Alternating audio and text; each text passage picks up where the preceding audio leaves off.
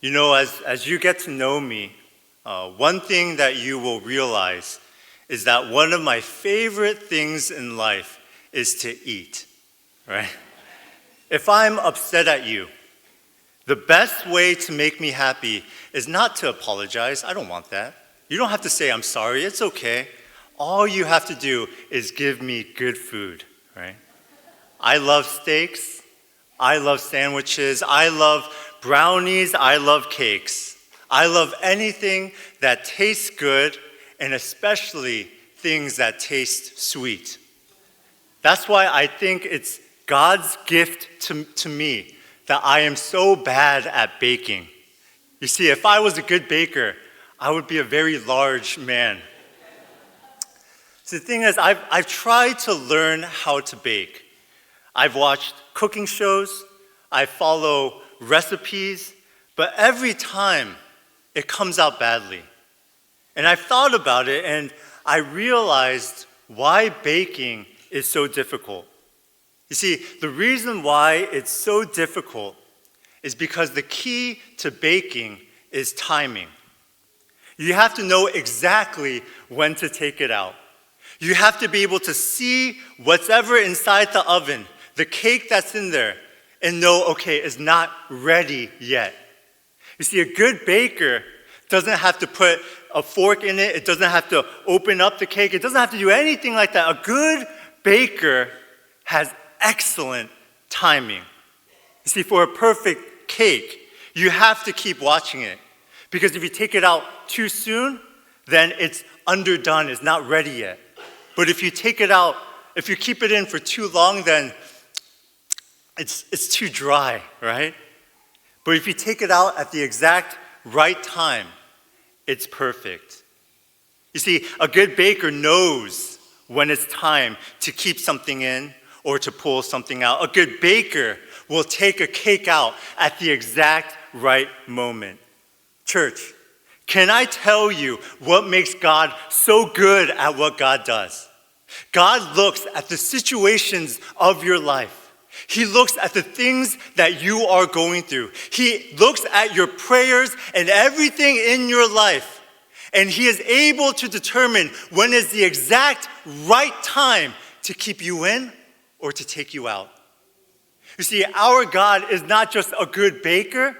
He is a baker who has perfect timing. God has an oven of preparation for your life in order to prepare you and perfect you, in order to groom you and to guide you. He will lead you into difficult situations that you had never expected. And there are going to be times when it doesn't make sense. There are going to be times when we pray and ask God to take us out of it, and yet, for some reason, He keeps us in. And in those times, I just want to give you one simple reminder that is all throughout the Bible, that God has perfect timing for your life. So our job as Christians is simply to do one thing: have faith, to trust God. That's why we're able to have joy in difficult times. Because we know that God has a reason for keeping us in there.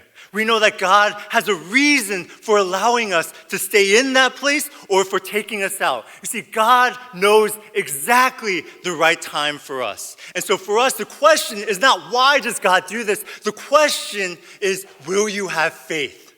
Will you trust in the Lord? Because you know that God has perfect timing for your life. You see, one of the greatest examples of this type of faith is Paul. What we know in the book of Philippians is that he was in prison for sharing the gospel. He didn't hurt anyone. He didn't steal anything. He didn't do anything wrong. And yet the Roman government sent him to jail. You see, for most people, if they were in prison for not doing anything wrong, they would be upset and confused. They would be disappointed. But you see, Paul was not like most people. In fact, the Bible says that he was rejoicing in prison because of his faith. So today, I just want us to look at Paul's life. Just look at this passage here. Just look at these two verses. Just look at this part here and see what made him so different than most people. You see, what we understand about the context is that Paul was in prison for sharing about Jesus Christ. Now, according to the book of Acts, we learn that he was such a high priority criminal, that he was such an important criminal, that he was chained to a Roman guard 24 hours a day, 365 days a year. They would switch out the guards every few hours, but there would always be a guard that would be chained to him. He slept with a guard. He ate with a guard. He went to the bathroom with a guard. There was no privacy for Paul here. Now, even though that sounds bad, strangely, what we see is that Paul was not disappointed. He was not upset. In fact, he's joyful. Verse 12 and 13, he says, "Now I want you to know, brothers and sisters, that what has happened to me has actually served to advance the gospel. As a result, it has been clear throughout the whole palace guard and to everyone else that I am in chains for Christ." You see, Paul is saying that he's happy to be in prison because he knows it's helping him to spread the gospel. Now, church, how does that make sense? How is it possible that being in prison would help Paul spread the gospel? Wouldn't it be easier to spread the gospel outside on the streets rather than inside of a prison? You see, here's the thing. Paul's ability to preach the gospel was amazing. There was no one that could compare to him. He could go into any major city, and as he shared about Jesus, people would start to believe. People would start to confess. People would start to understand the gospel. And so they would set up a church in that city. And once a church was there, he would go to another city and do the exact same thing. Paul was an amazing evangelist. But even for a man of his influence, even for a man who could speak so well, one of the most difficult areas for him to speak into was the Roman government. He just simply could not talk or have authority in that place. But look what happens. Paul, the greatest missionary of that time, is sent to prison where he has Roman guards literally attached to him 24/7. These are the same Roman guards who protect and care for the Roman officials. And these guards are chained to Paul, the greatest evangelist in the history of the world, for 24 hours a day, 365 days a year. You see, what we see as a bad thing, Paul sees as an opportunity. What we think is terrible and what we think is a disappointment, Paul is able to say, God, I know that you are working something here. I know that you are doing something amazing. And I know that I didn't have this opportunity outside, but I believe that because you're good, you have a reason for me to be in prison. And you see, Paul is saying here that the reason he is in prison is so that he can share the gospel to these people here. What an amazing thing. Paul, he had a plan for his life. The Philippian church had a plan for Paul's life, but God had a better plan. You see that? This was the mindset of Paul. And it's why he was able to tell the church this one thing: don't worry. Don't worry, don't be disappointed. I know things seem bad in my life, but even though it looks bad, I trust that God will use me powerfully. Church, do you believe that God will use your life powerfully? God has a plan for your life, and that includes great and mighty things. But here's the thing, this is the important part that you and I have to understand, that the Bible talks again and again, that the end goal, that the result for his plans in our life is one thing: to make us more holy so that we can know God more. He will bless us in many different ways. He will give us so many things. But remember that his one goal, that the goal in the Bible is always to draw us closer to him. So remember that, church. In John 17:3, Jesus says that eternal life is to know God and to know Jesus Christ. As we grow closer to God through blessings, that we will also grow closer to God when things become difficult. He will bless us, yes, but the main goal, the way that he works in our lives, the reason he gives us good things but also bad things, is to simply draw us closer to him. God allows struggle. He allows sickness. He allows pain, and he allows heartache, all in a way to groom us for his glory. Because God's number one desire is not to make you happy, it's to make you holy. You see that? And to bring your holiness.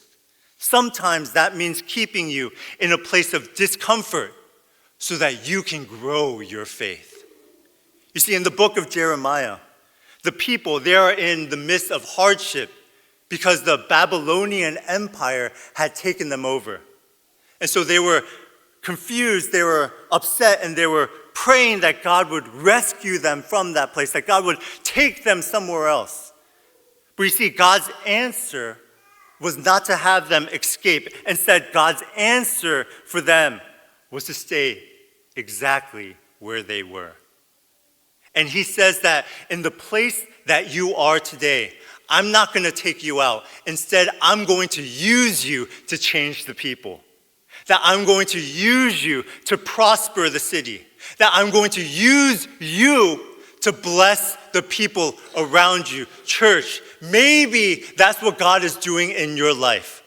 That maybe in the difficult times of your life, when you are asking for God to take you out, maybe God's answer for you is for you to stay in there because you are going to be the blessing in the people around you.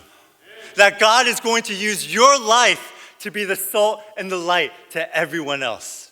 See, that's where Jeremiah 29:11 comes from. For I know the plans I have for you, the plans to prosper you and not to harm you, plans to give you a hope and a future. You see, God is saying that to the Israelites. He's saying that to the people, not to rescue them out, but to keep them there because he desires to use them, to make them holy, to grow them. The reason why Paul's faith was so great at the end of the day is simply for one reason, church. It is because his faith was in Jesus Christ.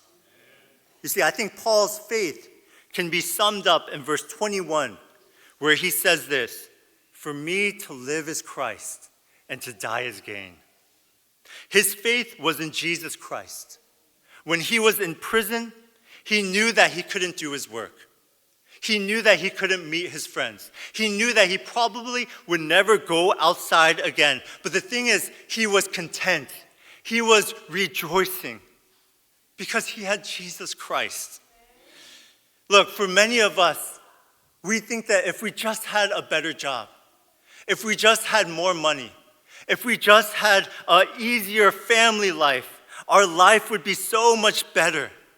But the Bible tells us that the problem is never our circumstances, it's always our faith. It's where we place our faith, church, that is most important. If we place our faith in our job, our life will one day fall apart. If we place our faith in our family, our life will one day fall apart. If we place our faith in something or someone else, the Bible says that everything here is temporary, that everything here will fail. But the one person that will not fail is Jesus Christ. And so for Paul, he was content. For Paul, he was able to rejoice. For Paul, he was fine. Because even though everything else was taken away from him, he had one person, Jesus Christ, that he could rely on, and that was his forever. Church, I pray and I hope that this would be our story as well. That more than anything else, more than anyone else, that our trust would be in Jesus Christ. You know, I was thinking about this sermon and preparing it, and I was thinking about our 청년부 as well as many of our 집사님s and our members here. And as I thought about our church, I am just so thankful to be here. It's such a privilege for me to be here. We have so many members who have so many great careers, who have so many great jobs and come from great schools and have such great families. But it is clear to me, it is so clear that our faith is not in those things. Our faith is in God, you see. Things may get harder in the future. I don't know what's going to happen to us, but I pray that we will keep going, keep fighting, and keep running, because we know at the end of our lives, we have something so much greater than anything in this world. We have heaven waiting for us. Amen? Yes. 정리하겠습니다. 좋은 제빵사는 정확한 시간에 오븐에서 케이크를 꺼냅니다. 케이크를 구울 때 오븐에서 너무 일찍 꺼내면 속이 덜 익게 되고 너무 오래 놔두면 케이크가 타거나 마르게 됩니다. 좋은 제빵사의 타이밍은 늘 정확합니다. 그런데 하느님의 타이밍은 이보다 더 기가 막힙니다. 하느님의 타이밍은 정확할 뿐만 아니라 늘 완벽합니다. 빌립보서는 사도 바울이 로마 감옥에 있을 때 쓴 편지입니다. 그냥 일반적인 감옥이 아닌 가택연금 상태로 2년간 구금이 되어 있었습니다. 로마 군인들은 바울과 늘 함께하며 그를 24시간 동안 감시했습니다. 잘 때도 화장실에 갈 때도 그들은 늘 바울과 함께했습니다. 저희는 생각만 해도 끔찍하죠. 그런데 이런 어려운 상황 속에서 사도 바울은 오늘 본문 19절 말씀처럼 나는 기뻐하고 또한 기뻐하리라 라고 고백을 합니다. 어떻게 사도 바울은 고난 속에서 믿음을 지키며 기뻐할 수 있었을까요? 첫째, 바울은 자신을 향한 하느님의 마음을 분명히 알았습니다. 오늘 본문 12절입니다. 형제들아, 내가 당한 일이 도리어 복음 전파에 진전이 된 줄을 너희가 알기를 원하노라. 먼저 바울은 자신이 고난을 당했다고 고백합니다. 이 고난은 바울이 예상한 것도 계획한 것도 아닙니다. 그냥 예수 그리스도를 위해 열심히 살다가 생각지 못한 어려움을 만난 것입니다. 그런데 이런 뜻밖의 상황 속에서도 바울은 여전히 복음을 전할 수 있음에 감사하고 있습니다. 그는 자신의 가택연금을 고난으로 보지 않고 기회로 봤습니다. 바울은 로마 군인에게 24시간 동안 감시를 당하는 시간을 오히려 전도의 기회로 삼았습니다. 로마 군인들은 바울을 감시하는 동안 자신의 속목과 바울의 속목을 쇠사슬로 묶었습니다. 다른 말로 바울이 복음을 전하기 시작하면 도망갈 수도 피할 수도 없었던 것이죠. 그래서 바울이 13절에 고백을 합니다. 이러므로 나의 매임이 그리스도 안에서 모든 시외대 안과 그 밖의 모든 사람에게 나타났으니 바울은 2년간 가택연금을 당하고 감시를 받는 어려움을 당했지만 이 어려움으로 인해 오히려 더 많은 사람에게, 더 다양한 사람에게 예수 그리스도의 복음을 전파할 수 있었습니다. 하느님의 계획은 우리의 계획과는 비교할 수 없을 만큼 뛰어납니다. 인생의 목적이 단순히 편안함인 사람들은 어려움 일을 만날 때 낙심을 합니다. 그런데 인생의 목적이 복음 전도인 사람들은 어떤 상황 속에서도 복음을 전할 수 있기에 어려움에 처해도 낙심할 필요가 없습니다. 하느님의 생각은 우리의 생각과 다르고 하느님의 계획은 우리의 계획과 다릅니다. 그렇기 때문에 하느님의 계획을 따른다는 것, 또 하느님의 때를 기다리는 것은 결코 쉬운 일이 아닙니다. 그런데 반드시 기억하시기 바랍니다. 하느님께서는 우리의 좁은 길로, 힘든 길로 인도하실 때도 늘 우리의 삶 속에서 일하고 계십니다. 먼저 하느님께서는 우리를 고난을 통해 거룩하게 만드십니다. 질병, 육신의 고통, 마음의 짐, 재정적인 어려움, 관계의 어려움, 이러한 어려움들을 통해 하느님께서는 우리를 새롭게 하십니다. 유다 백성이 바벨론의 포로로 잡혀갔을 때도 하느님께서는 예레미야 선지자를 통해 선포하셨습니다. 예레미야 29장 12절, 여호와의 말씀이니라. 너희를 향한 나의 생각을 내가 아니니 평안이요 재앙이 아니니라. 너희에게 미래와 희망을 주는 것이니라.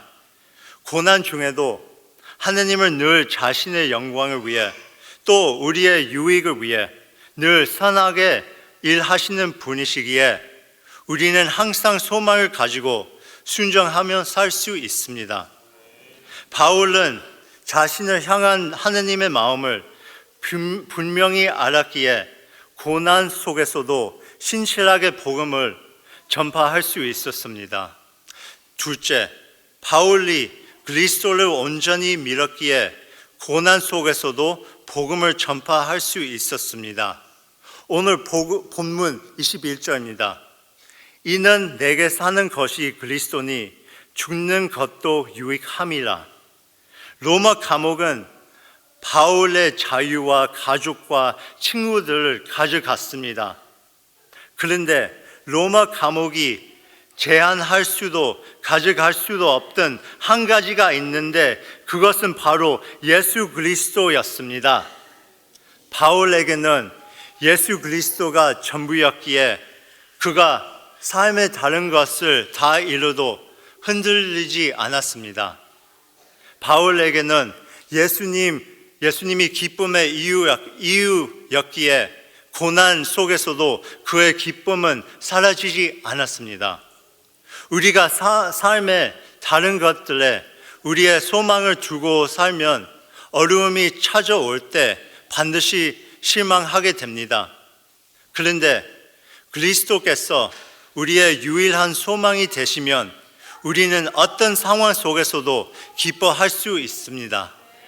그리스도 안에 있는 우리의 믿음과 기쁨은 세상의 그 무엇도 그 누구도 빼앗아 갈 수 없습니다. 저는 우리 교회를 생각하면 참 감사하고 정말 자랑스럽습니다. 이 자리에는 많은 것을 이루고 많은 것을 가진 분들도 있습니다. 뛰어난 능력과 자신을 가지신 분들도 있습니다. 그런데 우리 교회와 성도를 귀하게 만드는 것은 우리의 업적이나 상황이 아닌 우리의 믿음입니다. 내일 일은 아무도 모릅니다. 예수님을 따르는 자에게는 반드시 고난이 찾아옵니다. 하지만 우리가 고난 속에서도 소망을 잊지 않고 기뻐하고 싸우고 전진할 수 있기를 소망합니다. 우리를 향한 하느님의 선하신 계획을 믿으며 또 그리스도 안에서 참 만족을 누리고 고난을 기회로 바꿔 어떤 상황 속에서도 복음을 위해 살 수 있는 저와 여러분 될 수 있기를 간절히 소망합니다. 아멘.